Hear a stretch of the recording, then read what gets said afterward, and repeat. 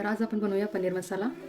त्यासाठी लागणार आहे 200 ग्रॅम पनीर, 3 चमचे तेल, 2 चमचे धने पावडर, अर्धा चमचा गरम मसाला, अर्धा चमचा हळद, 2 चमचे मिरची पावडर, चवीनुसार मीठ, अर्धा चमचा जिरे, 2 बारीक चिरलेले कांदे, 2 मिरच्या अशा स्लिट करून घेतलेल्या, कोथिंबीर, 2 टोमॅटोची प्युरी, 2 चमचे आले लसूण पेस्ट. कढई गरम झाली आता तेल टाकूया यामध्ये. पहिलं जिरे टाकूया. जिरे असे मस्त फुललेत. आता आपण यामध्ये टाकूया मिरच्या. लगेचच कांदा टाकून देऊया.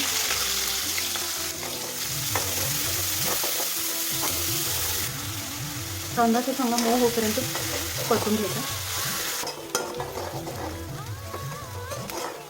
सतत असं हलवत राहायचं म्हणजे कांदा असा एकसारखा शिजतो. कांदा असा मऊ झाला की आपण हे आलं लसूण पेस्ट टाकू.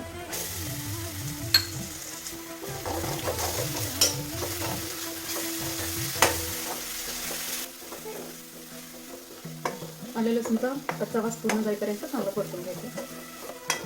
हे बघा आलं लसूण असं चिपकतं. थोडं थोडं पाणी टाकून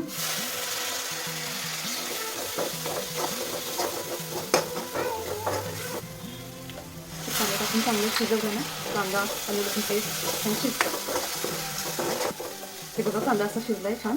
यामध्ये आपण टाकूया टोमॅटोची प्युरी.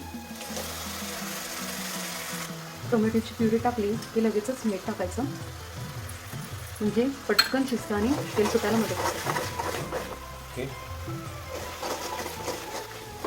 हे असं छान तेल सुटेपर्यंत भाजले. आता आपण याच्यामध्ये पावडर मसाले टाकूया.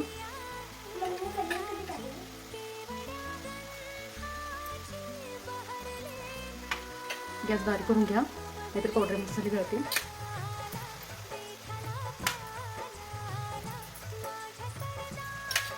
त्यामध्ये मी थोडंसं पाणी टाकणार आहे म्हणजे आपले मसाले जळणार नाहीत.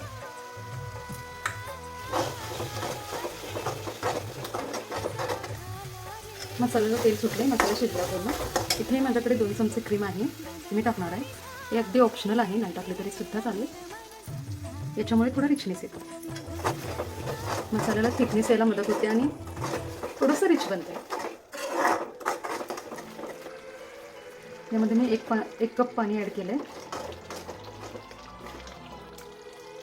मग असं थिक असं मसाला तयार झाला.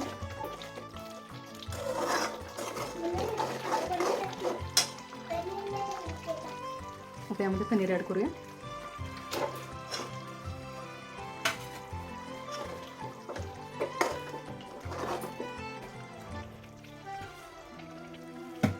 आता आपण टाकूया कसुरी मेथी.